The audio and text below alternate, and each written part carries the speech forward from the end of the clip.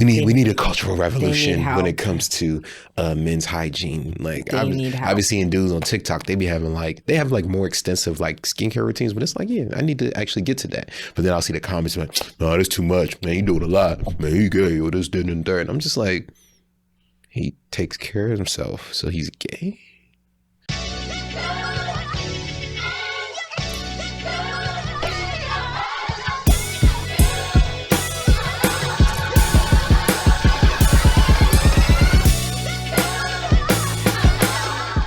Welcome back to another episode of Got This in Black. This is the kid, Chukwunwike, and to my lefter, Andima. How are you doing? I'm amazing. Amazing. That's good. Yeah. That's good. Yeah. How about you? I'm doing okay. Today is a chilly day in the DMV. It feels very sleepy today. I don't know why. Yeah. I feel very tired. It does but feel sleepy. I'm doing I just good. got back from Portugal though, so I'm just like on a high. Portugal. I didn't think I liked Europe, but I like Europe. You like Europe? Okay. Or maybe I like Portugal because that's like the only place I've been in the last couple of years. So. Yeah, Portugal seems like it's amazing. I recommend. Okay. What part of Portugal were you in? I was in Porto for a wedding, which is like the wine region of Portugal. Oh yeah, Andima loves a good wine. So. Yes, I do love wine. They do really great white wine in Portugal. They do great ports, of course. That's where it's from. Okay. They do not do good red wine. It was not given what it needed to give. It was not given what it needed to give. Sheesh. But I recommend it. And if you go to Portugal, bring walking shoes because everything is uphill.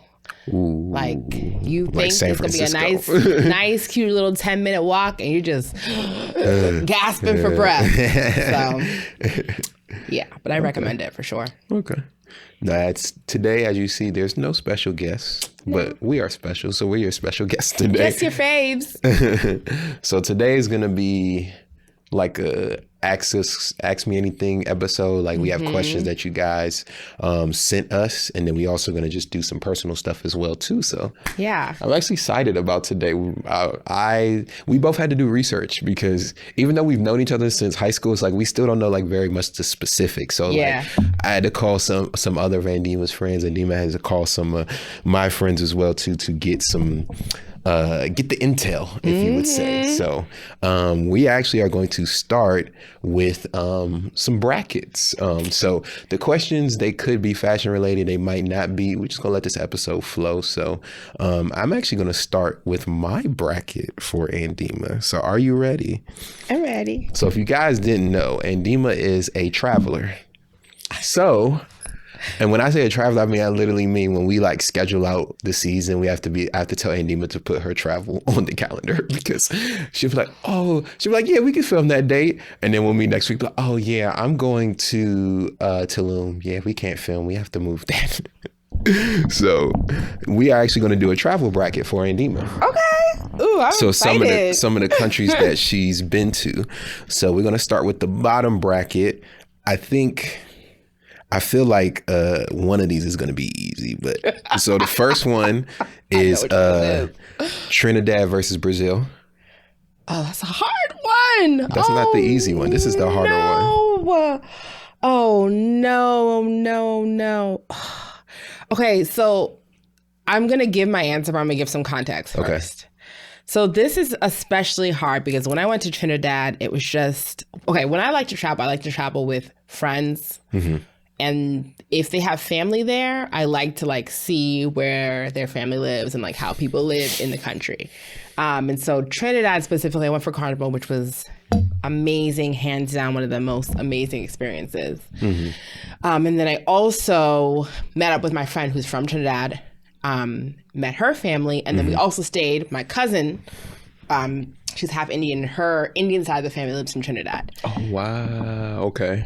And I went with like my best friend and my cousin. And so it was a really amazing experience. Okay. And the food was delectable. And then Brazil, which I've gone to more recently, I went to Rio. And I wasn't there for super long. And it just, what I like about Brazil is that the people of color, like there are just a lot of Black people in Brazil. And also Brazil is huge. There's so much to do. Okay.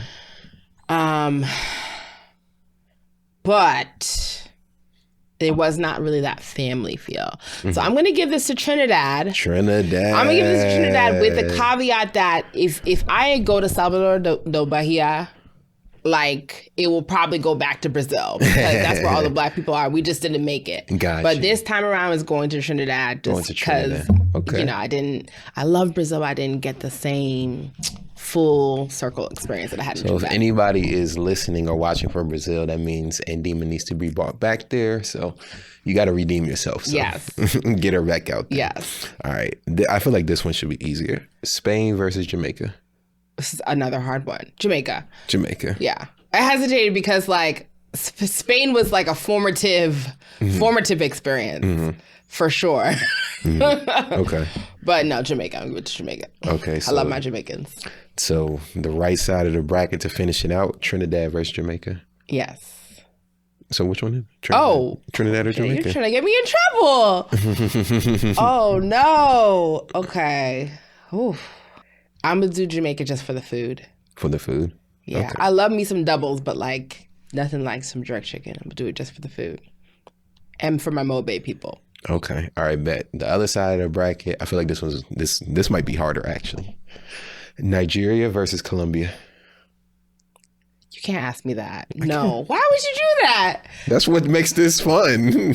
If you guys, you see I'm enjoying myself. Okay. Wow. This is terrible because I love Colombia. Like, I wanted to move to Colombia, but I had to give it to Nigeria. Like, my grandma's there. Country people now. My grandma's there. I can't. Okay. And then speaking of your recent trip, Portugal versus Mexico. That's enough. This is so hard. See, when I do my research, Abby. Okay. I'm going to give it to Portugal. Okay. Which is really hard because I love Mexico. I'm going to give it to Portugal because Mexico doesn't have Black people. You got the Black expats, but, like, I feel like I can go to Portugal. I have people from Cape Verde, Angola, like Brazil, and then also Black expats. Okay. So I get like a nice, so I'm going to give it to Portugal. And you can get to other places in Europe. Okay. Yeah, that was a hard one. So Portugal versus Nigeria. Nigeria. Yeah. Okay, so then the final to determine the champion is Nigeria versus Jamaica. Nigeria. And Nigeria wins the travel bracket for Andima. Yeah. Shout out to our home country. Nigeria is just home, so, like, it was unfair. Like, it should not have even been in the bracket. All right. I guess it was an unfair advantage. Yeah. I can't not say Nigeria. Well, so technically people will come for me. The non-Nigeria Jamaica won technically.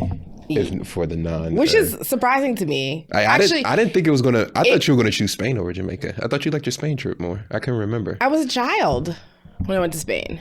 I was like in high school. I thought you had been back before. No. Okay.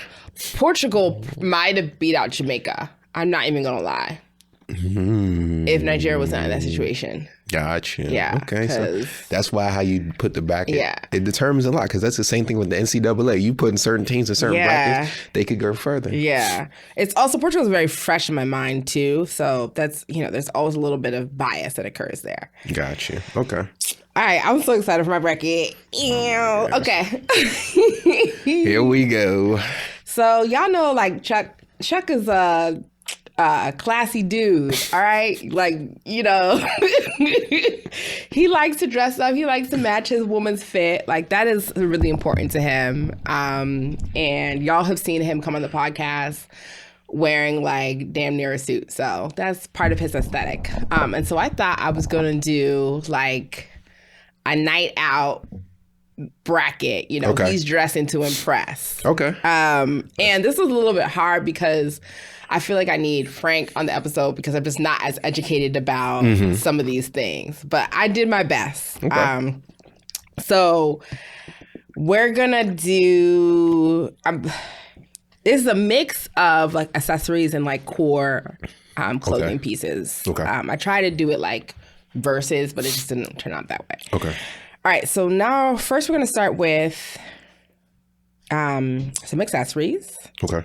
So I know you want to add an extra razzle dazzle to your outfits. You typically do. So you're choosing now between a necklace or earrings. Necklace. Oh. And the reason why I choose necklace is because the size of my beard tends to hide my earrings anyway. So unless I turn my profile, you're not going to see my earrings. Okay. So, I was actually surprised by that. Yeah. Because I was like, oh, well, he always has earrings in. I actually had necklace against rings, but then I'm like, he's not as consistent with the rings. Yeah. I would do necklace because I'm not like, it doesn't have to be like a big, like, I'm not like a big necklace. When I say big necklace, not like large necklace, but something around the neck. Like a chain, like a nice, okay. All right, let's go down to the shoes. The shoes, okay. Okay, so you got African daddies. I cannot. Or loafers. Loafers. African daddies. Okay. Yeah, I'm gonna do the African daddies. Daddies. That was tough. Slide your feet in and out. Yeah. Easy. Yeah, the African daddies. Okay. I'm gonna have to choose that. All right, so we got on the left side of the bracket, we got necklaces, and then we got the African daddies. Okay. On the right side of the bracket, vest or a dress jacket? I'm about to go with the jacket. Okay. Yeah. That makes sense. I love a good vest. Yeah, you do. The jacket me. Yeah. And then the last one, suspenders or arm garters? That's tough. I knew that would be a hard one for you. That is tough. I'm going to go with the arm garters. Okay. I think I can put them to use more than the suspenders because I'm thinking about if I'm wearing a vest, I can still have my arm garters. If I'm wearing the suspenders, I'm still having my arm garters. So I would get more use out of the arm garters than the suspenders. Okay. That's tough, though. I love me some suspenders. All right, let's go back to the left side of the bracket. All right, so necklace against African daddies. Who's got it? I don't want necklace to win. I don't want necklace to win, but I don't want African daddies to win. If rings was in this thing, rings would have won. I'm gonna have to go with the African daddies, bro. African daddy. Yeah, because it's like, bro, when you step out in the summer, your heel out, you feel, it's like, it's funny. I was at church, and so some of the people that I served with was like, it was one of the EPs at my church. He was like, oh, you got the African daddies on, like, yeah. Oh, no. This girl was like, oh, you got your heels out? You feel a little slutty or something like that? I was like, what? I'm like, a brother can't have his heels? Oh, no, it was somebody on Instagram that responded to my story. Oh, the heels out. The heels out. It was like, heels out. You really feeling slutty. Is the African daddy, the heels out, like becoming the shorts? The hoochie daddy shorts. I don't know. I think the hoochie daddies are still like, I don't even like calling them that first place, but I say that so y'all know what I'm talking about. Basically the shorts or the shorter M streams. I still think that they are number one on the list. I was like, with a thigh tat. If you have a thigh tat, I don't have a thigh tat. But yeah, I think they're still ranking over that. I think like the when we say African daddy, sorry, we're talking about like mule loafers. Yes, mule loafers. You should have clarified. But yeah, I think mule loafers, they're just like a classic look, especially in the summer, like you chilling. And then it's like, it reminds me a lot about just like Nigeria, because Nigeria, like I remember the first time I went to Nigeria as an adult back in 2018, and all my shoes were like closed shoes. And they were like, yeah, we just know you're American. And I was just like, what? And then I walked around and I realized like, I don't think I saw anybody in closed toe shoes in Nigeria. Everybody was having some sort of slippers, and then some of them, if they were closed-toed, they were doing the mules. But nobody had like, I didn't see many people. I don't really see anybody in sneakers. I was the only person in sneakers, in Oxfords, which is, you know, dress shoes with the laces. So yeah, the African daddies remind me of back home. So yeah, those won. So Nigeria won twice in the brackets. Okay, that was good. Okay. All right. Then the right side. Okay. So you had decided on the dress jacket and the arm garters. The arm garters. A dress jacket. Yeah, I'm gonna go with a jacket. I just think a good tailored jacket is always going to set it off, whether it be tailored suit jacket, whether it be a blazer, whether it be a sport coat, that can really set off the fit. And yeah. And I'm choosing the shoot jacket over the daddies. If that's the championship bracket now, right? Oh, you're choosing the jacket over the daddies. Yeah. It's like a suit jacket is like a staple. Like it is what it is. Like, yeah. So That is what's one. The suit jacket me always and forever. Okay. Yeah. Okay. I don't do the rings. That's just because I don't have a lot of them. If I had more rings, I'd wear rings way more often. I just don't know where to shop for them really. Like all my rings I've gotten into has just been very random how I've gotten them. Like I've never went out and like shopping for them. But that's, when I start investing in my closet again, definitely more rings, watches, earrings, and necklaces. I want to have the jewelry game down packed. I want to invest in fragrances as well too. I definitely want to get a skincare routine popping as well. I actually saw, you remember Mona Lisa? That came with. Oh yeah. Yeah. So I actually went to go tap in with her. So she gave me like a few tips about some stuff. Like I need to go to her to get a facial. Some cleansers and she said, Black people, you need to wear your sunscreen. Yes. So Black people wear your sunscreen. But yeah. So I'm investing in the skincare routine, get my scent down, get the rings down, and I want to revamp my closet too. I do wonder where like men can get rings.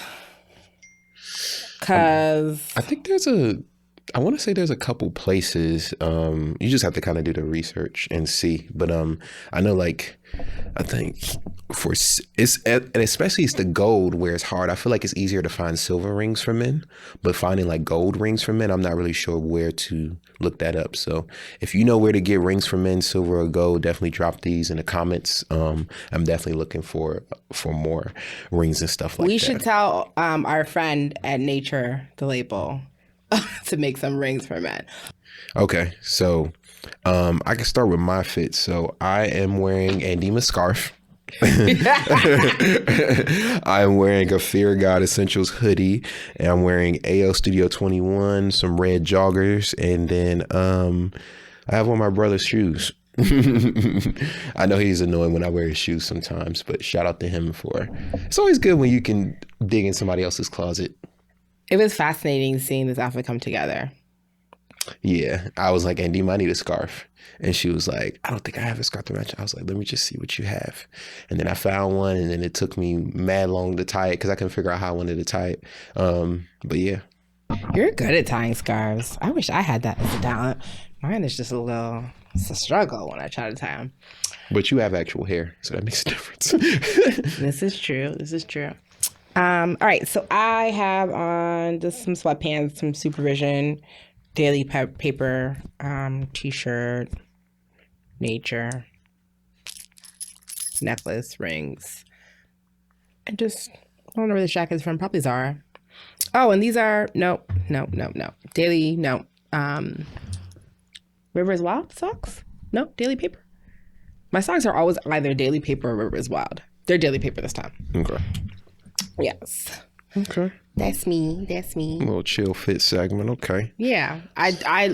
Chuck came this morning and I was like, I don't want to put on like a real I had outfit. on a whole nother fit, but Nadine was like, I don't really feel like putting another outfit. So I was like, all right, cool. Because I didn't plan to wear this, but I was just like, let's make it work. So. Yeah, y'all. Sometimes I'm just like, I need to be chill. All right, so now let's talk a little bit about personal style. So we had, like I said, this episode is the Ask Me Anything episode. So we have questions from you guys about, just whether it be fashion or other stuff in general. So this is going to be a lot of more fashion related questions. So they want to know, who are our style muses? Style muses. Mm-hmm. Okay. So I'm going to start this off with like a little bit of a disclaimer that like, I honestly am still figuring out my personal style. Like people have been like, oh, you're stylish. And I'm like, oh, okay. Like I just don't, I don't feel like it's quite as defined as I would like it to be. Okay. But I also am giving myself like some room because I understand style evolves. Like Facts. Your taste changes. And so like it doesn't, this could be like an evolution period. And that's why I feel like I don't really know what it is. Okay.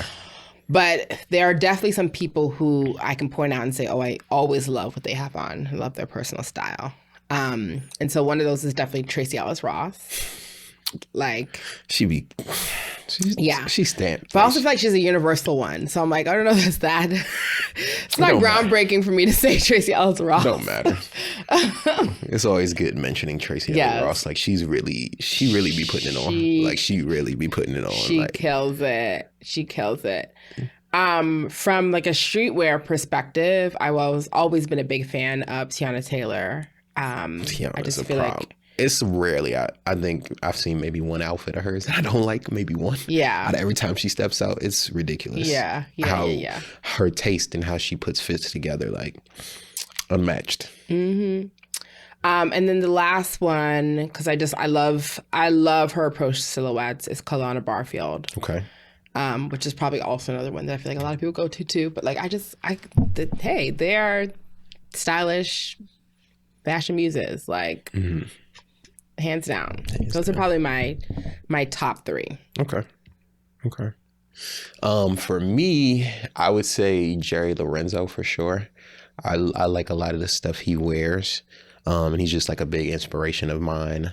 Style wise too, I would say there's a guy that I started following. I've been following for a couple of years now, but his name's Devin on Deck.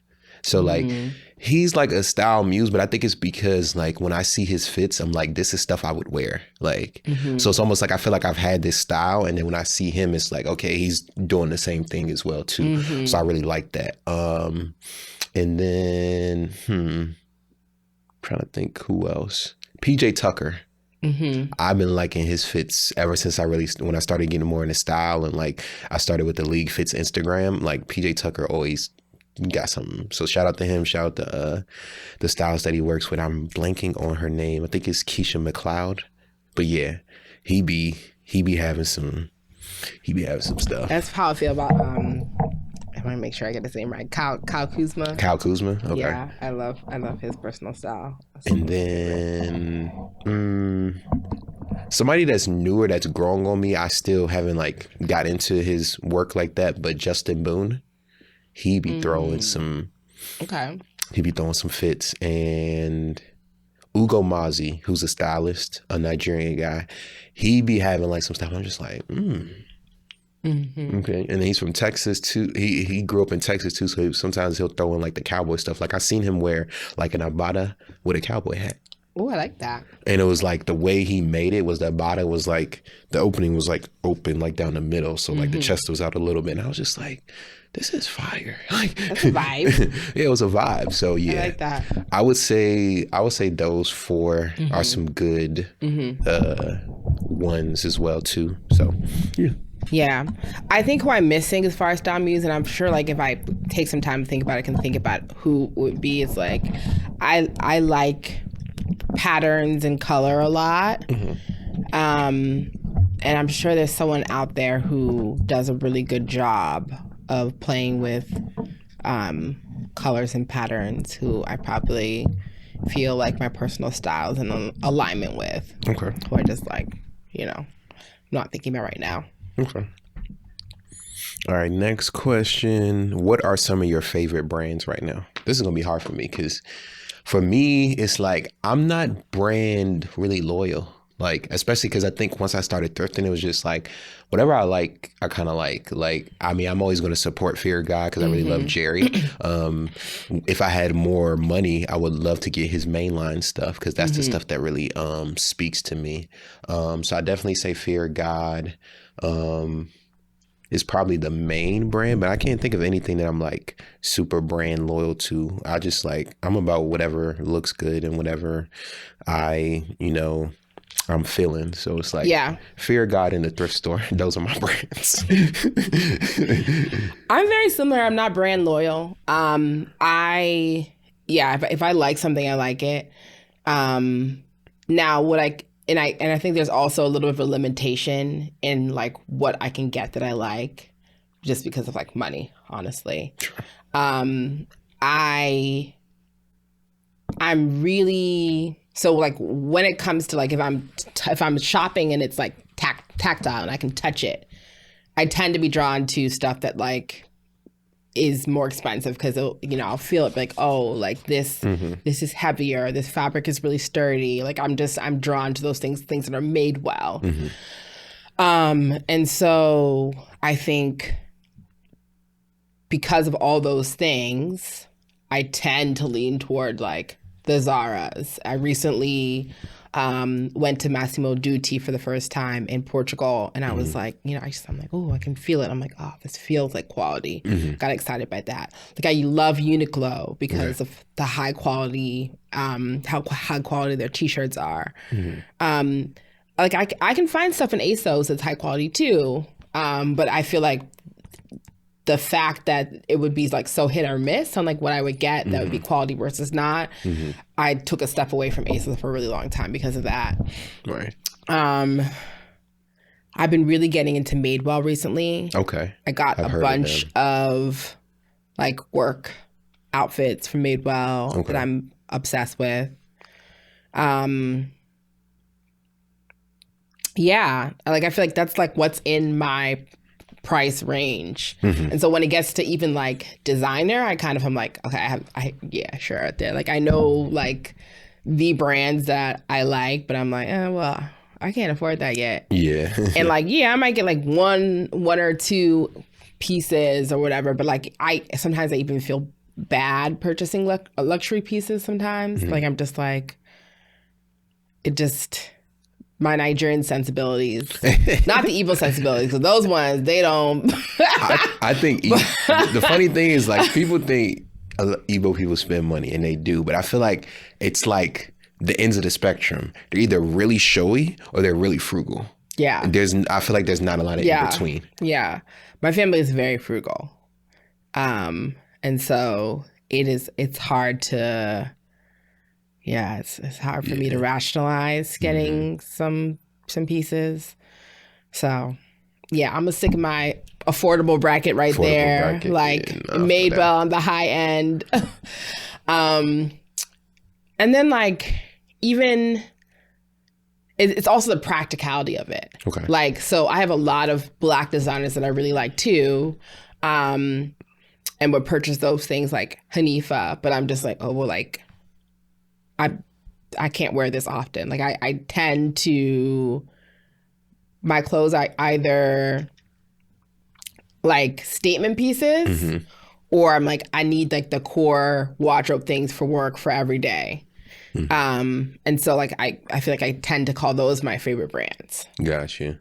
And that's a funny thing is I feel like I had a conversation with somebody about that, how there's a missing market for Black brands that do like the more everyday stuff. Yes, we talked about this in our last episode. Oh, with Sophia. Yeah, because it's like a lot of statement pieces, but it's not just like if I need like a Black pair of slacks, like what's the Black brand for that? If I need underwear, what's the Black brand for that? Like some of the everyday stuff.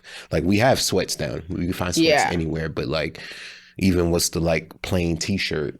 Like that's not Hanes, like I don't know. So it's like the more day-to-day stuff, I think that we need more Black brands doing that so we can wear you more consistently. Yep, exactly. And for me, like I'm correcting for like, I have a wardrobe that's pretty much like all statement pieces because I love color, I love patterns. And so I had to take a step back and be like, all right, like, but like I can't wear this stuff on a regular day-to-day basis. You got to build in the joints. More of the staples in the wardrobe.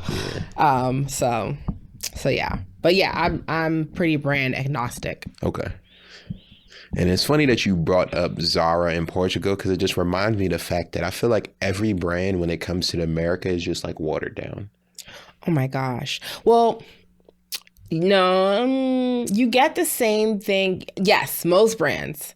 Zara, I feel like you get the same thing in Portugal or abroad that you would get here. Maybe there's like a couple of new additions. So maybe that's to your watered down point. But the price point is different. Zara is more affordable in Portugal than it is here in the US, I noticed. Yeah, because I even think flash to like the food brands too. Like the KFC in Jamaica, I've heard is just like amazing. Like the KFC here is like, what is this? Like McDonald's in other countries be more high end, nicer places. You come here, McDonald's is kind of has this bad connotation, dirty and stuff like that as well too. So it's like, I just feel like we just get the because it's like a novelty there. There's not as many. We have so many of these chains, and then also like I feel like the regulation around food is very different in other countries. So like my mom was telling me the coloring that's used to make food look really white. is a coloring that's like banned in Europe. And so we just be putting shit in our food that like, you know, they're not okay with in other countries, or at least in Europe. I don't like, you know. Well, a lot of places, a lot of the stuff that we have is completely banned. Like our stuff is completely banned. Exactly. None of those ingredients over there. Food dyes and all this stuff to make shelf life longer as well too. Yeah. And I think the novelty also makes it like very exciting. Like there's McDonald's in Portugal, which I didn't get to go to, which is like the most beautiful McDonald's. And so like they're putting the McDonald's in like an existing building. Like they're not building a new like facade for it. It's just like the way that everything has to be like brand spanking new and shiny in the US is like, it's not the same approach in other countries. Like they're more sustainable in their building practices and things like that. So also the branding of McDonald's is different because like you said, it's like high end in Portugal. Here it's seen as low end like fast food. So it's like it's just interesting how like things are branded fast food here, but go to other countries, they're just like higher end, and it's just like, dang, why can't we get that? Like so yeah. Okay. All right. So if your style had an identity, what would you name it / how would you describe your style? I know this is a tough question. Because I'm like, I don't. I mean, I already said that I'm still like. But where is that currently? Cementing it. I feel like it's always been like, if I could give it like a spirit animal, it'd probably be like a peacock, because like I said, I err towards like extra-ness in things. I want the bright colors. I want, you know, the texture. I want sequins. I want fringe. I want, you know, like I like the extraness, and I also like to pair extra things together too. Okay. So it's very much so like, look at me type deal. Some of the time, not all the time, but like, that's, And then I also, actually, no, not the peacock, the chameleon. I would say chameleon, because I also like, I love dressing for an occasion. Like, I'm going hiking, so I'm going to go all in on like the fanny pack and like, you know, like the hiking stick, and like I like to like dress for the occasion. Like I love a costume party type deal. So like maybe more of a chameleon would be more of my, somewhere between a chameleon and a peacock. I don't know. A peacock chameleon. Peacock chameleon. Like you're gonna dress for the occasion, but you're gonna make it pop, basically. Yeah. So it's like, both those elements. For me, I was thinking about this. I was like, this is gonna sound funny. Afrocentric flexitarian. Okay. I think that describes me. A flexitarian is somebody, one day they might be vegan, one day they might be vegetarian, one day they might be back to regular food. I would describe that as my style. You never know what you're gonna catch me in one day. I could be a straight streetwear one day. The next day I might come with a 3-piece suit. The next day I might mix in and be dressy casual. The next day I might be in full Ankara attire. So Afrocentric flexitarian, I think, is the best way to describe my style. Yeah. I like that. Okay. We're both not capsule piece people, I guess. We're not. Well, I don't. The uniform. Yeah, I don't have. I don't think I can ever do. Is capsule means the uniform? I always thought capsule just means you have like a timeless closet. Oh, I always thought of capsule as like your capsule pieces that work with everything. Like, and so like you that's how you select clothes. You're like, okay, this can work with a lot of things. Gotcha. And then uniform, I feel like, is adjacent, where it's just like you know, the like Steve Jobs. Yeah, Steve Jobs, where you know, like they're similar. They're brothers. They're cousins. Did you know that turtleneck was made by Issey Miyake? That he wore? I feel like we talked about this at some point. Yeah, but it was made by Issey Miyake. Well, we were talking about quiet luxury. Yeah. And the thing, what happened was he was only supposed to make him, I think, like 10. And for some reason, like, I don't know if miscommunication got lost, and he made him like 80. So that's why it became his uniform, because he sent him so many black turtlenecks. Wow. Yeah. So I think that's why it became beautiful, because he was just like, I just have so many of these, I might as well just wear it every day. And then he was like, the fact that I don't have to think about what I'm going to wear every day allows me to put that brain power towards more creating and doing what I need to do. That's wild. That was such an interesting story. But it also says like this whole like for the longest, and I was like, I drank that Kool-Aid for a little bit. This whole like, oh, the rich don't wear their money. The rich wear their money. Oh, yeah. They're just they're speaking in a language you don't understand, because a lot of people, you're rich is European brands, which is Gucci, Louis Vuitton and stuff like that. Yeah. Next time you see a rich person, just ask them. I never drank that Kool-Aid. What do you mean? No, I said I did. Oh, you did? Yeah. Next time you run into a rich person, just ask them the brands that they're wearing, and then go on their website and see if they're not wearing their wealth. Mm-hmm. So, I feel like the starting point, like there's a.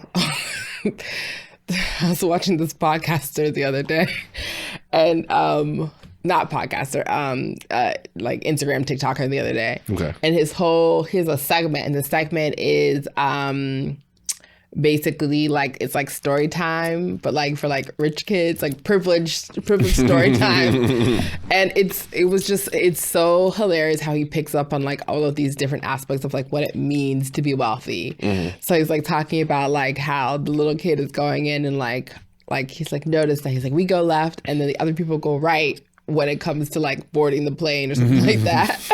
He's like, Mommy, why are the other kids going to the right? That's hilarious. The shit was so funny. And he's like about nanny number 2, nanny number 3. I was just like, this is like such a great caricature of like the rich.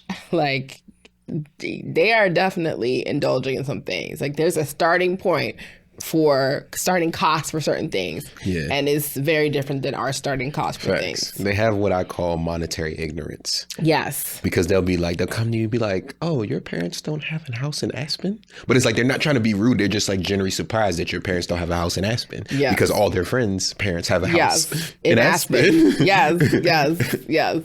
So yeah, monetary ignorance is how I describe them. That's hilarious. Mm-hmm. I definitely ran into that at Episcopal. Oh, for sure. Like, oh, apparently I got a summer home. What you talking about? You don't have that.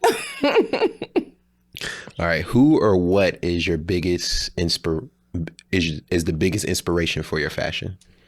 I feel like we covered a little bit of like the who. We talked about muses. But the what? Maybe nature a little bit. Nature. I'm really into plants. This is my this poor baby here, but this is either my bird of paradise or my Lion sisters. I have both of them. I'm babysitting one of them for her. And I feel like they're the colors in nature, the form in nature, all of those things are like really inspire me to create. And that creativity, I think, hits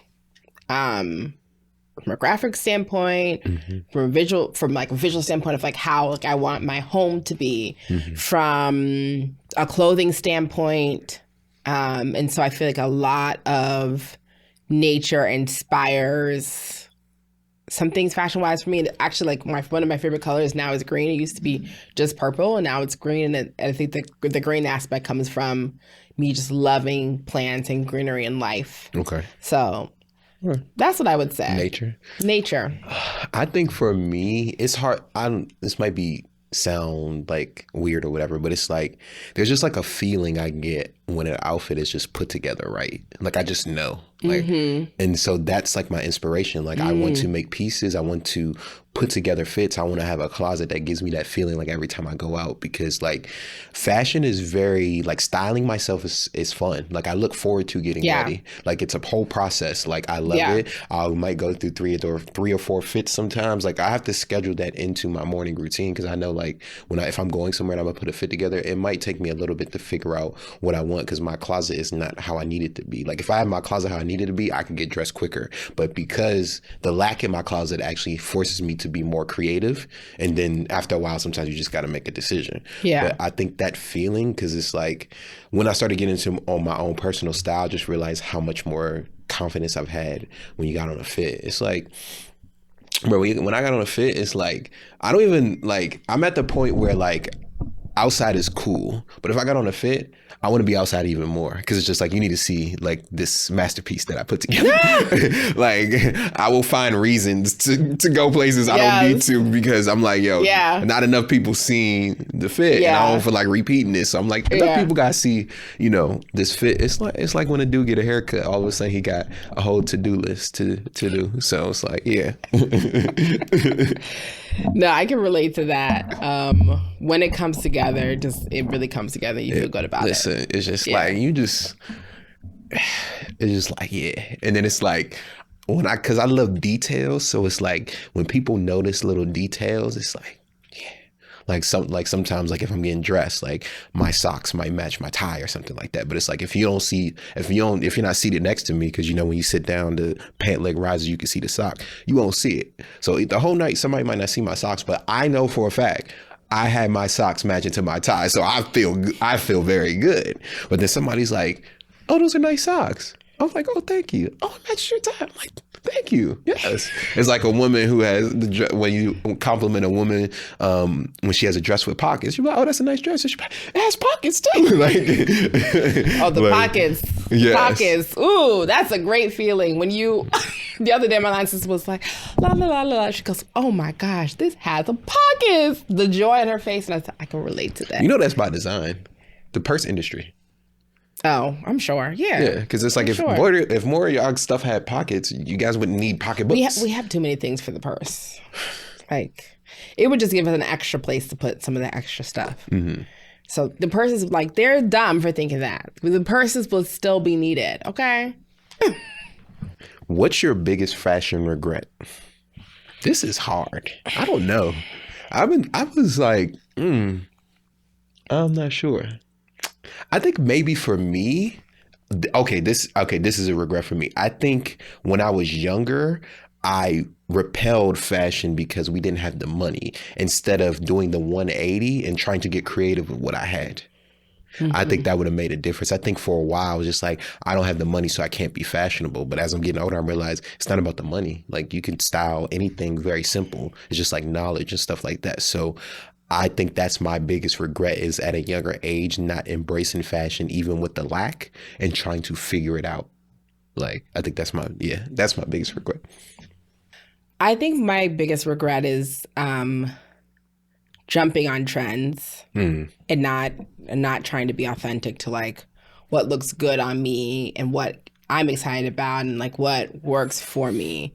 Because I feel like I have, like, a lot of things in my closet where I'm just like, why the hell did I get that? Like, hold it long enough, it might come back style. Maybe. And granted, like, I don't care if something's off a trend or off style, because if I can make it look good and it works, then it's fine. But I feel like I bought some things that were on trend that I just did not resonate with me. Like, I don't like this. Okay, why did I even get this? Yeah, that I feel that thing. Because honestly, if you like something that's trendy, like, buy it. Like, it's okay. But just you have to be confident in the fact that when the trend is gone and you still wear it, like, you're not subconscious, like, oh, other people aren't wearing it. Yeah. So if you're going to be subconscious about what everybody else is saying, then you should avoid trendy stuff. Exactly. But if you're like Andima's going to put some stuff on no matter who cares. So as long as she likes it, like, she going to wear it. So so I can definitely understand that right there. Yeah. What's your favorite current fashion trend? I think it's not skinny jeans. Oh, wider silhouettes for legs. Yeah, like I'm in love with it. Like, and also people are doing really interesting things with, like, the shape of the wide pants. Like, I just keep flashing back to Arrington's episode, those balloon pants that he had. Yes. I love them joints. Bro. Yeah. Like, I love them joints. Yeah, I really do love those. Like, thank God that we are released from the shackles of skinny jeans. Like, yeah, I never super jumped in. I think I had one pair of slim jeans, but it's like, as a bigger dude and I have a pretty big calf, it's kind of hard to find a skinny jean that's not going to show the silhouette of your calf muscle. So it's like, I finally found one that was kind of decent, but still was like, it still wasn't that it. So yeah, I'm glad that we're back on the wider leg wave. Yes. So I'm loving that as well too. Yes, that's probably, yeah. But my joint, I think for me, which I haven't had a chance to embrace yet because I don't have a pair of them, is the white socks with the loafers. I love that joint. I don't know why. I think it's because white socks with the loafers. Yeah, like people are wearing white socks with their loafers now. Like this, they're wearing slouch socks and different stuff like that. Yeah, that's more. You don't have loafers? Wait, what don't you have in the scenario? I don't have I have mule loafers. I don't have like just regular like. And I've been trying to find a pair, but it's hard to find one. Like I've been looking on ASOS and Zara. They don't have a size 14 or 15. Like I've tried a size 13. It don't fit. But now I got to spend more money, so it's going to be like a GH Bass or something like that, or Blackstock and Weber or something like that as well too. But I want loafers with the white socks, and I specifically also want to pair those loafers with the white toe part as well too. Those are going to be a cop that I get for sure. With the white toe. Yeah, it's like this part is white and everything else is black. That's like a little throwback. Yeah, I love it. So I would get a black pair, black with the white joint, and then probably a couple other joints. But I need comfort in my loafers because I'm just like, that's part of the reason why I'm wearing my brother's shoes, is because after foot surgery last year in June, like most of my shoes I can't wear. Like I got black and blue Jordan 1s. I got a couple pair of Dunks. Like even those Dunks right there that I was going to wear with the other outfit, I was really just only going to wear those on camera. After the camera, them joints is coming off because they're not comfortable no more. So it's like, I'm also in this phase of trying to figure out what shoes are comfortable that can be stylish, because no shade to them, but I don't want to be in Brooks and Hoka all day, even though they're most comfortable. Like I want stylish Hokas and stylish Brooks. Like I don't know, this is gonna be hard. Yeah. Like the medium is somewhere between like New Balance and something else. Like so, I'm trying to figure that out in this shoe journey. But yeah, white socks with the loafers. I want to be able to get that done. So hopefully I can get a pair before the summer and then rock them joints. So that's the trend that I'm loving right now. I think I was saying, because I think it's like a backhand to like respectability politics. Because when I was taught about dressing formal, you would look crazy if you wore white socks with any of your dressing up or stuff like that. Like it was like frowned upon. So the fact that it's like embraced now, it's like, yeah, I like it. But didn't that come from a certain era? There's an era of style where they had the white socks with loafers. I haven't done a deep dive in it, but if it is, I'm glad that era is currently influencing this era. So that is the trend that I'm loving right now. Okay, this should be a quicker one. Overalls or jorts? What are jorts? Jean shorts. I feel like I can never look good in those. Overalls. Yeah, I'm an overalls person. I think I'm more. It's like I could do jean shorts, especially like, you know, if I knew my jean shorts gonna be cut like here. I'm not doing knee left jean shorts. Like a frayed. It could be frayed. Nah, it would be a folded joint. So like what I did is like when I had my jean shorts, they were cut to my knee, and then I just rolled it up a little bit higher. Yeah, I guess guys can wear that. They don't work for me. Okay. If it's too big. if it's frayed, it would have to be at least knee length. I think I don't know if I would like a shorter inseam frayed jean short or jort. They remind me of farming. That's hilarious. Okay. Are you embracing the male nail polish trend? I knew you were going to say yes. Actually, I don't know what's going on with Kid Cudi. I hope he's okay. What's going on with Kid Cudi? What do you mean? You see that clip from Coachella where he jumped off the stage? I am on a social media fast right now. True. So I don't know anything what's going on in this world. I'm actually very concerned about him. Like, why did he fall through that jump? So it was like the stage, and there was like a ledge, like this is the stage, and there was like a little ledge thingy, and then it was like the floor. And so even when he was doing the first jump to like from the stage to the ledge thingy, he was already like shaking all over the place. Like I was like, what is going on? Why is his footing so unstable? And then when he did the jump, it was the most clumsy looking jump, and he broke his ankle. He probably was on acid. Exactly. I'm like, sir, he needs help. Okay. Well, keep Kid Cudi in your prayers, please, because yeah, that's get well soon, brother. Get well soon. Yeah, poor thing. But I am not embracing the male nail polish thing. I'm not a fan. If that's what you do, that's cool, but that's not. Would you like to get manicures? Yeah, I get manicures because you got to keep your nails upkept. Yeah, but I don't got to put no polish on them. I feel like that's another level where I'm just it's hilarious. Do you put the clear polish? No, she just does like the buff. Mm-hmm.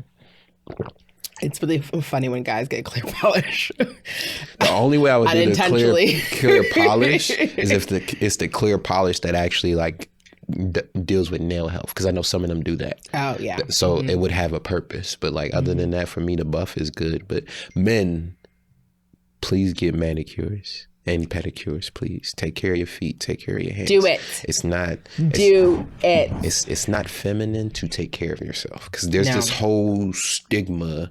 Like, I don't like the frailty of masculinity when it comes to taking care of yourself. So like, if you got a skincare routine, like it might be seen as suspect. If you are into clothes too much, it might be seen as suspect. And I'm like, brother, you just don't know how to dress well and don't know how to take care of yourself. You think you know how to take care of yourself, but you really don't. That's why I like when some of y'all start to get girlfriends, like, yeah, she introduced me to so much. She introduced me to this and that. And I'm just like, some of that stuff you probably should have known.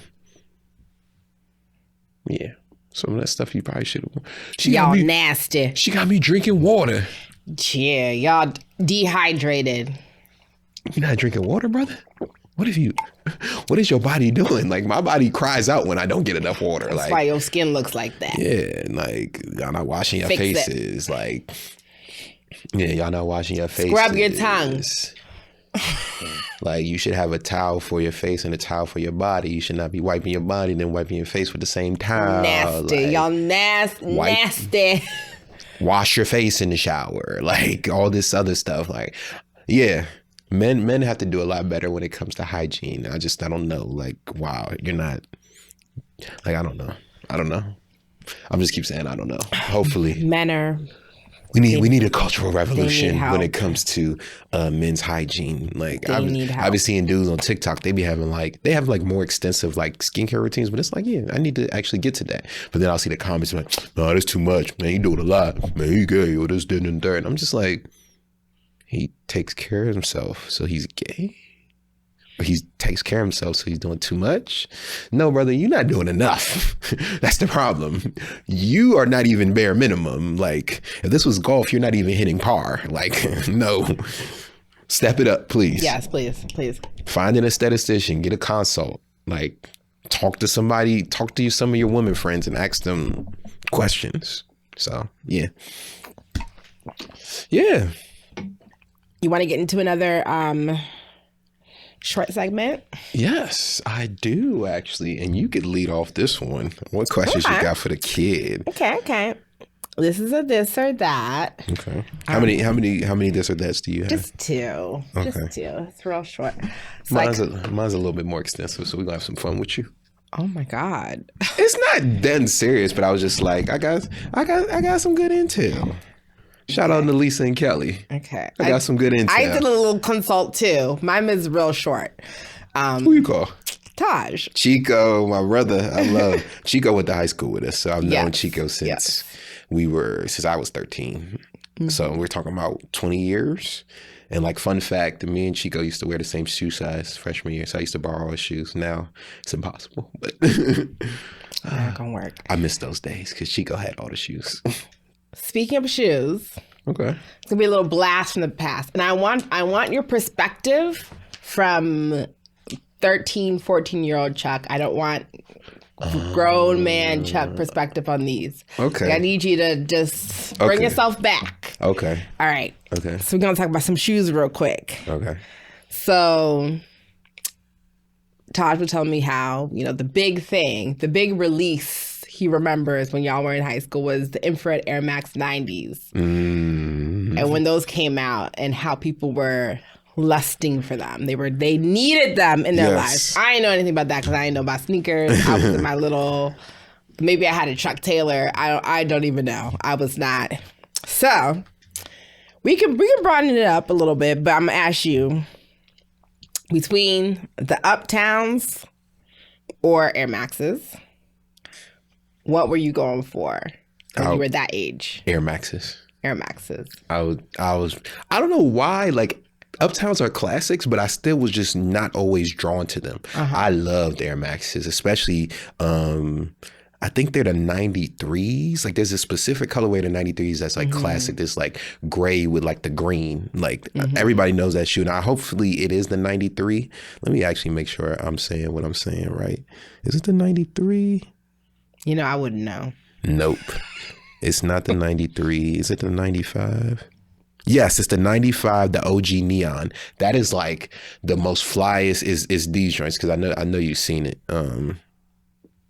Those on the right there. Oh yeah. Those are like the classic Air Maxes. Those so were 13-year-old Chucks was going. 13-year-old me was definitely going for Air Maxes, and it's probably still the same way. I love Air Max, and they're so comfortable too. So it's like comfortable and stylish. Got a couple pairs. Count me in. Yeah. Okay. This one's a little bit more like a cultural thing. Okay. So I will never forget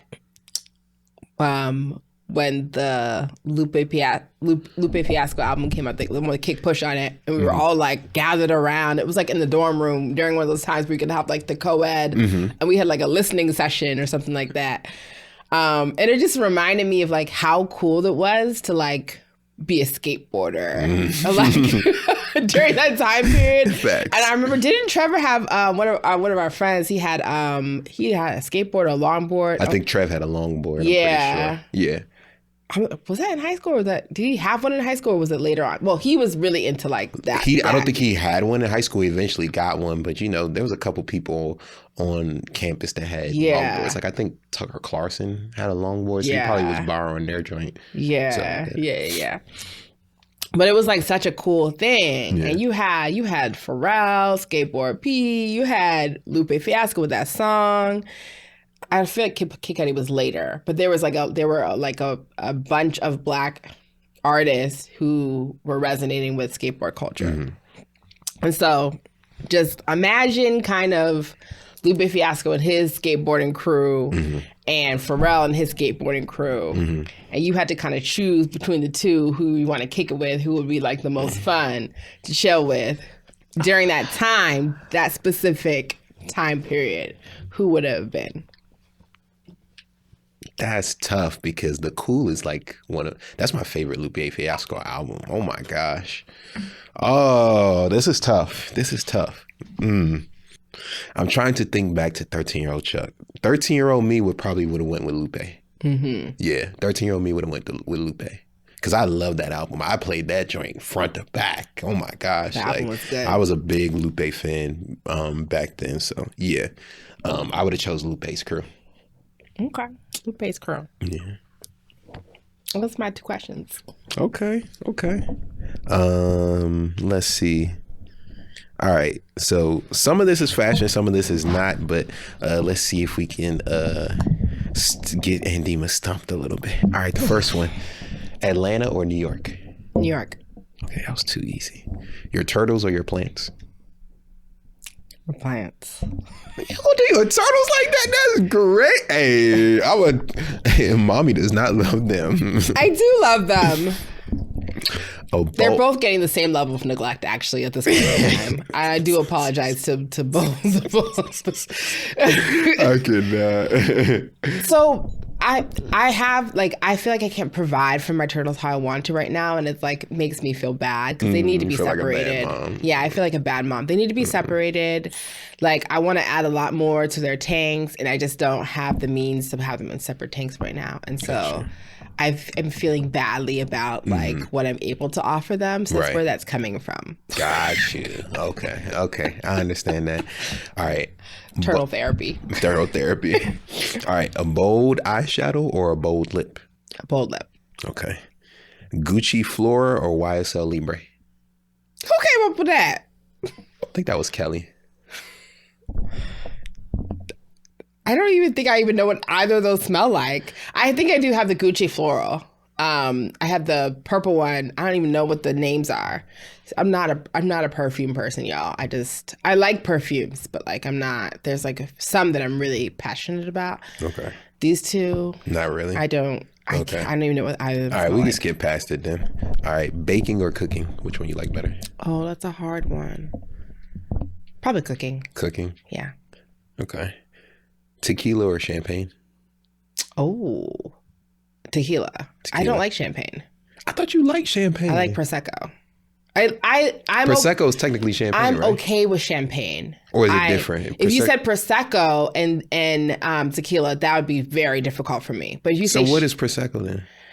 Prosecco is a sparkling wine. Champagne is a sparkling wine just from the region of Champagne. All right, so tequila or Prosecco? I don't know. I don't want to choose. Got to. Prosecco. I knew you was going to choose Prosecco the whole time. Brunch or dinner? Dinner. I'm not a big brunch person. Not a big brunch person? I like going to brunch. It's like, it's fun. But the food-wise, you love But I'm more of a savory. Yeah. Every once in a while, I'm like, okay, I have some French toast. Cool. Okay. But I'm more of a savory food person. Thick heels or a mule? Thick heels. Thick heels. One shoulder or strapless? I think one shoulders are so classy. Classy. Okay. Last, a dress or a two-piece set? Probably a dress. I do like a two-piece set, but I think I'm more of a dress girly. Dress girly. Okay. Yeah. All right. You flew through this better than I thought you would. Yeah. All right. Okay. So more questions from the people. Yeah. Let's get into like some more philosophical things, like deeper discussions. Discussion. Okay. What we got? Well, okay, we were talking about this earlier. Okay. So I like this question. About luxury. So how much luxury is actually luxury? Okay. Are we in a space where we're paying for perception or are we paying for quality? You're paying for perception, which is the brand. That's what you're literally paying for. Mm-hmm. Like whatever the brand is, a lot of these fashion houses, they're staples. They've been here hundreds and hundreds of years. So we automatically assume whatever they stamp on is quality. But a lot of their stuff is made in the same factories as some of the lower level labors or what people consider lower level. So it's like any uptick in price, you're literally paying for branding. Like that $300, $400 Chanel shirt or Gucci shirt is not better made than a lot of shirts from other brands, Uniqlo or stuff like that as well too. You're paying because the logo's on it. Like that's literally what you're paying for. Like I honestly feel like luxury fashion is a scam now.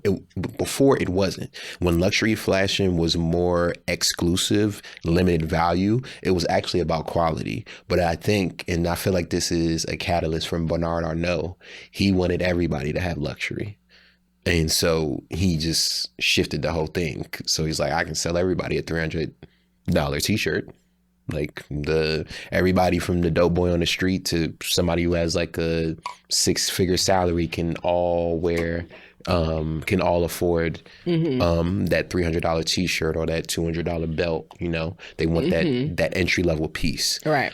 So to me, luxury is you're literally just paying for branding. You're not paying for quality anymore because a lot of quality stuff, they're in smaller quantities, like because it takes more, it's expensive. So a lot of companies don't have it to put that in. So it's like, they got to this point where it's like, okay, why not we just sell? They're selling you the idea of luxury. Rich people, luxury fashion is rich people selling less rich people, poor people, middle class people, the idea of what luxury is, not actually what they have. To me, what do you think? I agree, and I disagree with you. Okay. It is no secret that the margins on luxury fashion are really high. Like they're good, they're amazing. There's no secret on that. But I think it all depends on the item. I feel like it depends on the item, and it probably depends on the brand. That's good. I probably don't know enough to tell you which brands because, like I said, I'd never really dealt in the luxury space. It's hard for me to rationalize it. So it's hard for me to tell you where the luxury has gone down. I can listen to like what people have said. about how the quality has gone down, but I don't know from my own personal experience. But what I can say is, there are certain items, specific like leather goods, where the starting quality level is always going to be, it's pretty high because it's a leather product. Now, granted, I don't know enough to tell you what makes the leather better. Is it the region of like where they source the cows they use to make the hide? Is it the process they use to dye it? Is it the stitching that they use? I don't know enough about that. But I really do think that there are just some products that like make sense to have. The price is never going to be quite right because, like I said, the margins are high, but it makes sense for it to be a higher price point because the quality is is better. Yeah. For sure. But I also feel like there was a chart that someone did you share? There was a chart that basically like the more polyester, it's more likely a lower quality brand. Right. It's like Shein was like on the high end of the list. They use so much polyester. Yeah. What was interesting so Chuck shared a chart that basically like looked at the price. So like on one axis line, it had the price like low to high, and then it had like the materials low to high as well. And I feel like the best place to invest the time and energy into as a consumer is a place where you get like the quality is higher and the price point is like more towards the middle, where it's just like it's not as exorbitant.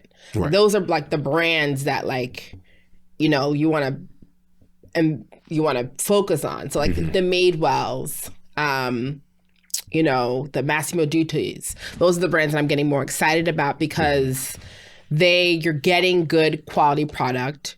You're also working with a brand that is not producing at a ridiculous level and amount like a Zara or something like that, or a Shein.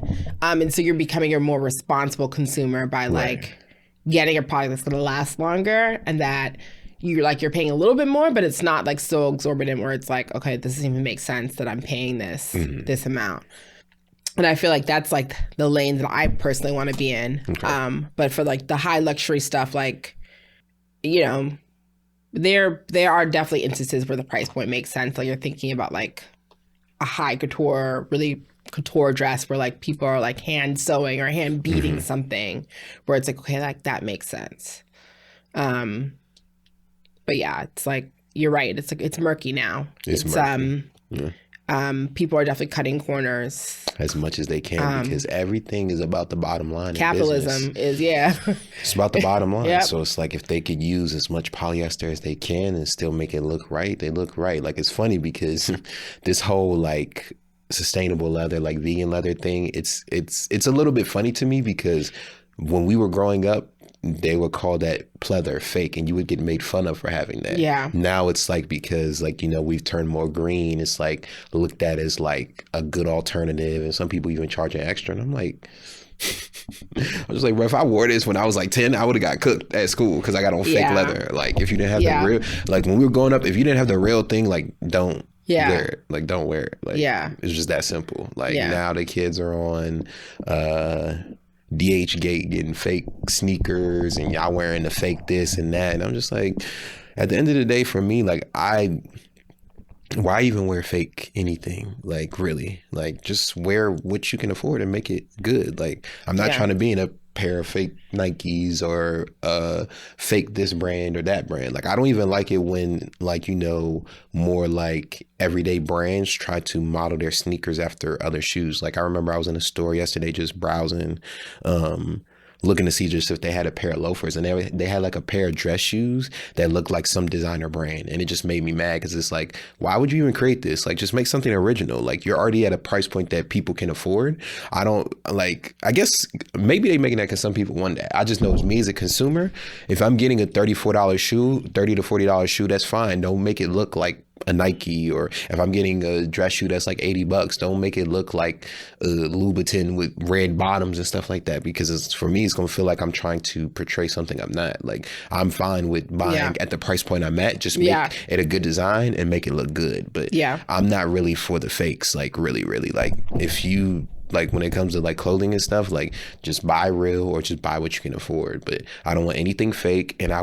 don't want any other brand stuff that tries to look like another brand for me. That's corny for me. But. Yeah. I always find like copyright really interesting in the fashion world, because I don't know how the cycle works, but I feel like sometimes it's just really hard to be original when it comes to like clothing. There are just some things that are like, they've been like almost everything's been done before. Like this is like the amount of creativity that's needed to create something completely different is a little bit hard. But then at the same time, when something is created, I feel like now there is a machine around ripping it off. Which is really sad for these smaller brands that are doing what, you said, hey, you desire for brand is to be original. And they're getting ripped off, and it's sad. Because it just, when you were talking about that, it just kind of reminded me of, was it Guess, when they tried to do their little embossed the Telfar ripoff? Telfar ripoff. So it's like, that's what I mean, like when you're trying to fake it. Like, honestly, the structure of a Telfar is like, that's a normal bag, but it's like when you're trying to copy the branding down to the T on it, that's what I'm like, okay, that's the type of stuff where it's like, bro, be original. Like, that's what I mean. Like, really. So, yeah, that makes sense. Luxury is a scam. Sorry, ladies and gentlemen, it's a scam. But I do want a bespoke suit, though. I'm not gonna hold you. That's not a scam. Bespoke suit is not gonna scam. Oh, after this, remind me. There's my uncle knows this place in Maryland that does bespoke suits for like affordable prices. They do dresses too.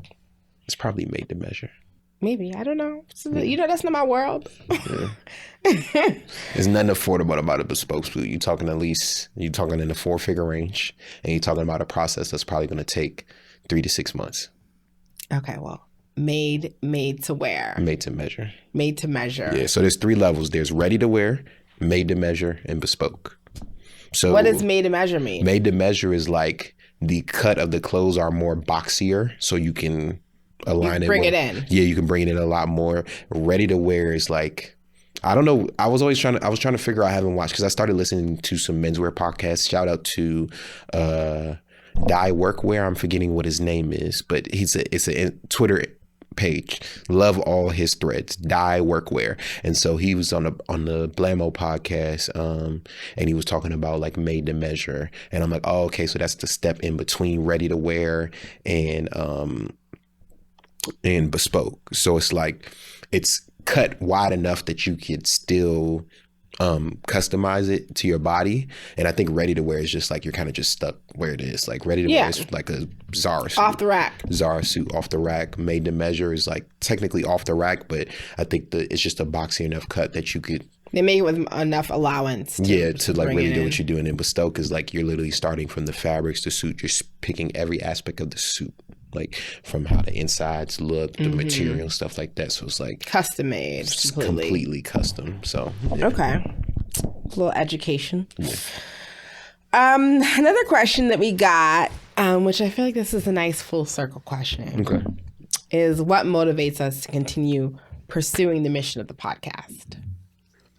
I think for me it's twofold. One, Black voices just need way more platforms. Like, I feel like just as Black people in general, we're behind in a lot of things just because we didn't have the head start due to colonialism. So we're trying to catch up as much. So it's normal for other races and individuals. Not just colonialism. Well, colonialism, slavery, all that. But I mean, I just count that all as colonialism, basically. New Age colonialism, all that stuff is like, that's what I follow under. I would put a little slavery a little bit. Okay, that's very true. Sorry, I didn't mean to be. I'm not trying to be disrespectful and all that.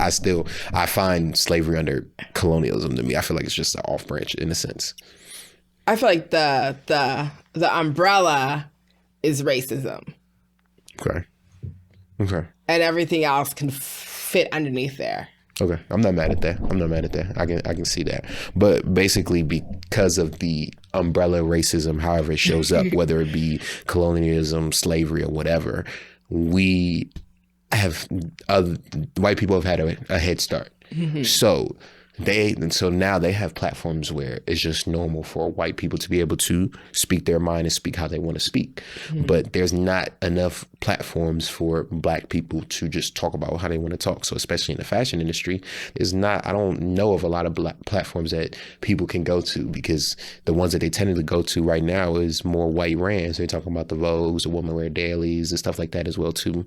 They're all tend to be white ran. So it's like there's not a lot of platforms where it gives just a Black creative in the fashion industry time and place to speak about their journey, talk about their expertise and what they want people to know, and also respects the craft as well too. And I think that's what we do. We give a platform. We platform Black creatives. We allow them to tell their stories. We talk about their expertise, and we respect them in the process. So that's why it's motivating, because I want more people to have a voice. And then it's like, this is like, before I started trying to pivot into fashion design, this was like my one arm to the fashion industry. And my love for fashion has grown as I probably got to my later 20s when I really started to get into my personal style. So this was my link to the fashion industry always. So I think that's what continually motivates me, because you just meet so many dope creatives and their voice needs to be heard. So, yeah. Yeah, I think my answer is pretty similar. It is for me really about the stories and giving Black folks who are doing amazing things a platform. To have someone on our podcast who can talk about the art of making grills, mm-hmm. and be able to talk about that, and give it the platform and the recognition that it deserves, where that is an art form. Facts. It's an art form that I don't know when you go to these events, or when people are being celebrated, I should say, if they're thinking about it as an art form.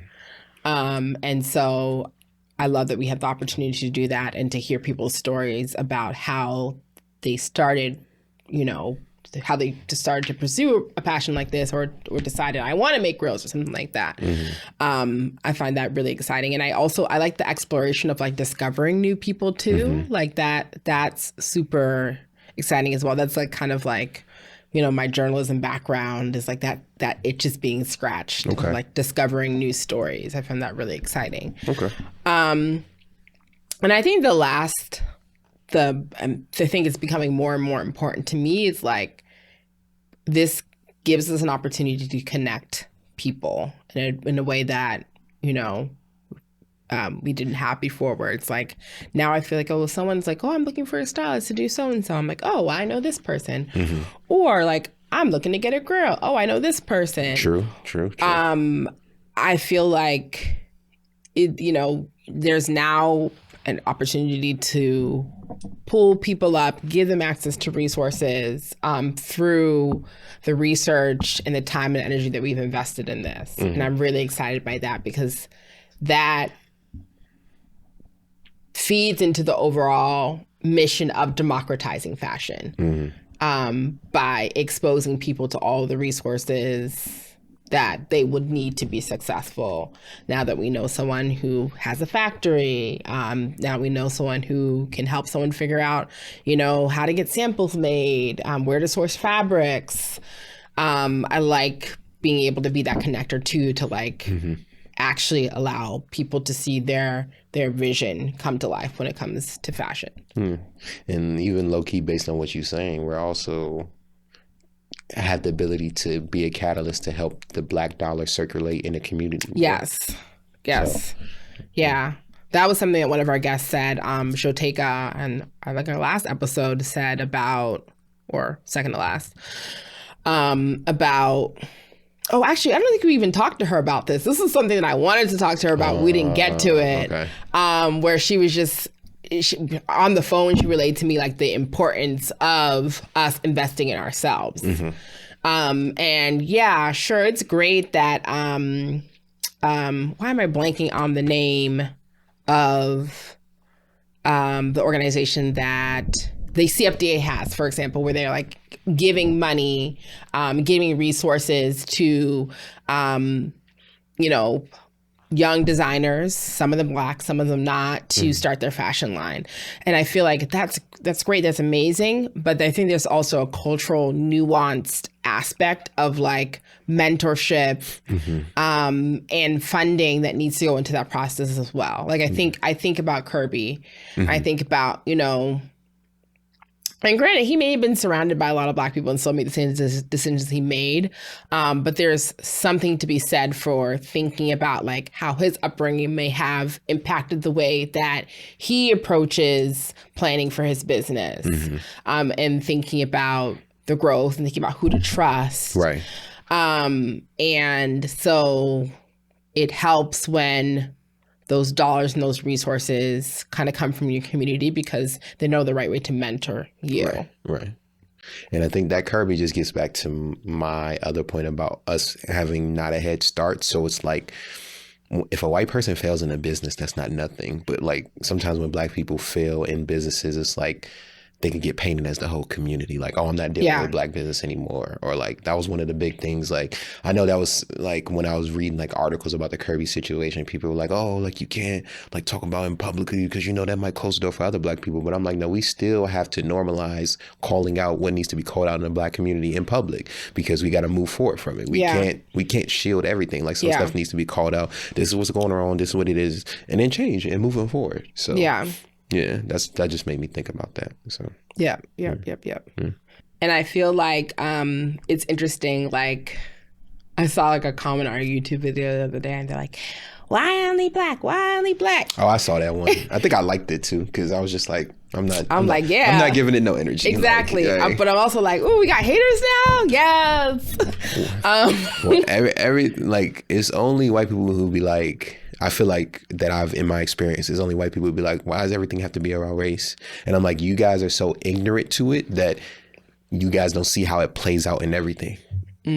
Because that's not what you deal with on a day to day. It's like somebody who has like, it's like somebody who's in a wheelchair. They're going to be very more aware of, transportation issues with people who are in a wheelchair because they have to deal with it day to day. Me as an able-bodied walking person, I'm never going to understand that. So when they speak, I'm not going to be like, man, everything got to be about wheelchair people. Everything got to be about, wheelchair accessibility. And it's like, yeah, for them, because that's literally their day to day. That's their experience. Yeah.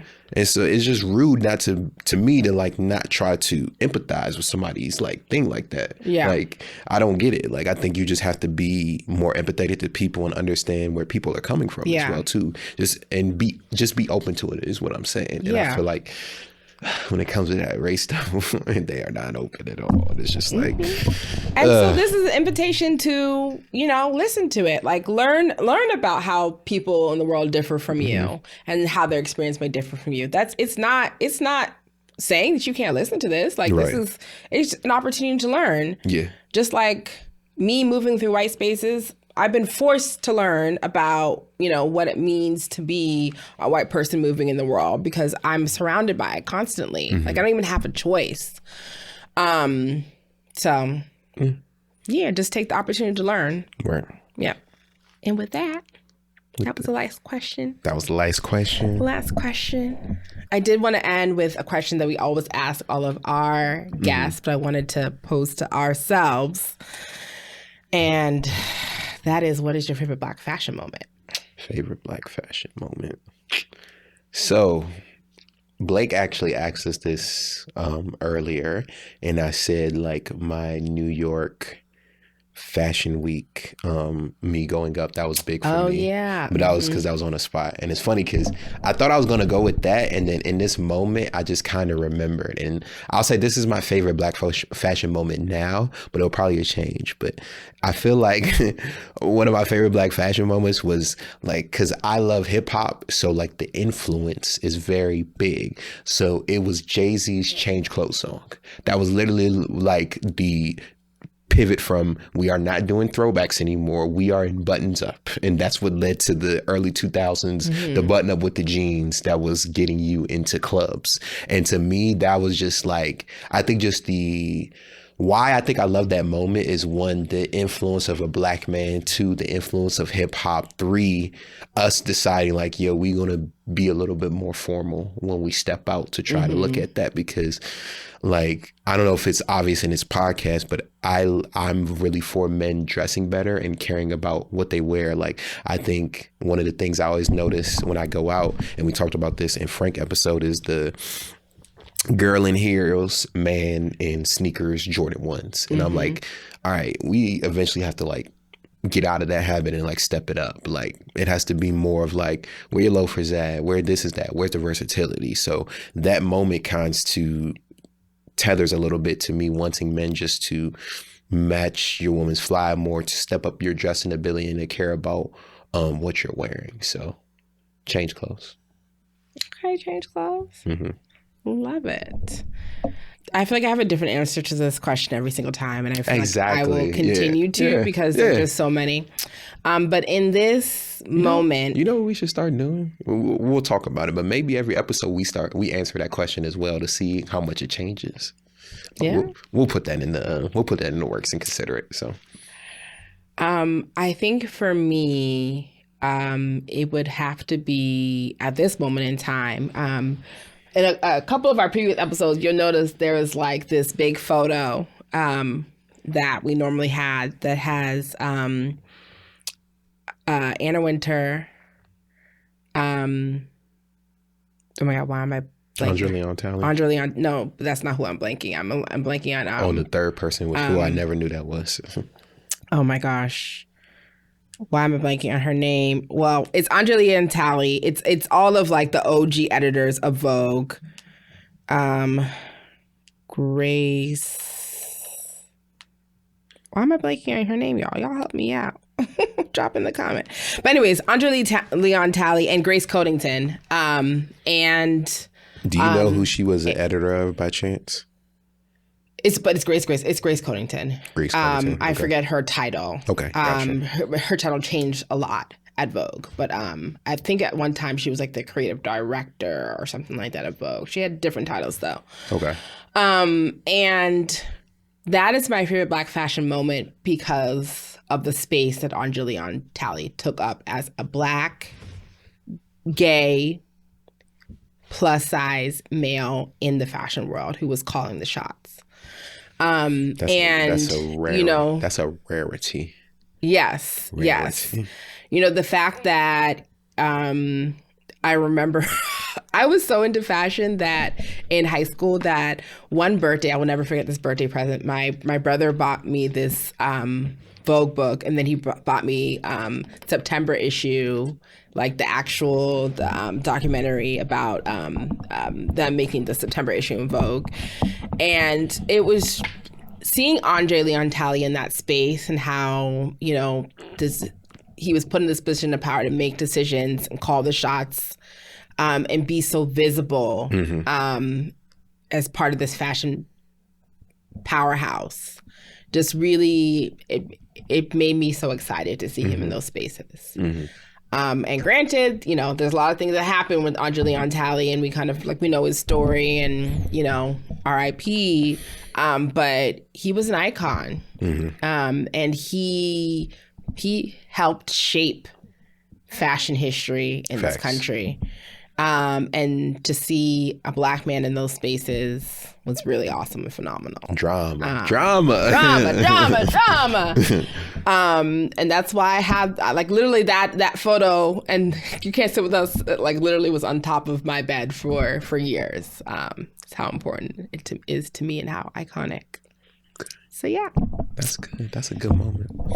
Yeah. Well, y'all, it's a wrap. It's been a phenomenal season. Phenomenal 3. Season. Not without its challenges, but every season has its challenges. Yeah. But I think I enjoyed this season the most because I feel like we're finding our groove.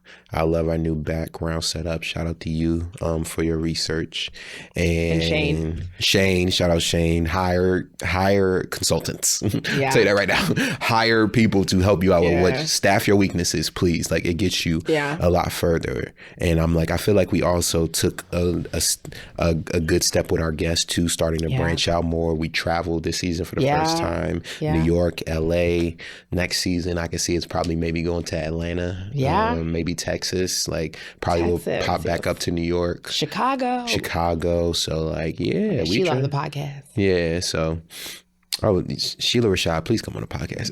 But so I think I enjoyed this season the most thus far, and I'm very excited to see where season 4 is going. Like I'm hoping by then we got like a couple interns to, really get down on like the social media and stuff, because I feel like we really have it. We just need to it needs to hear more ears. Yeah. And so that's the part where we're trying to get to next as well too. So yeah.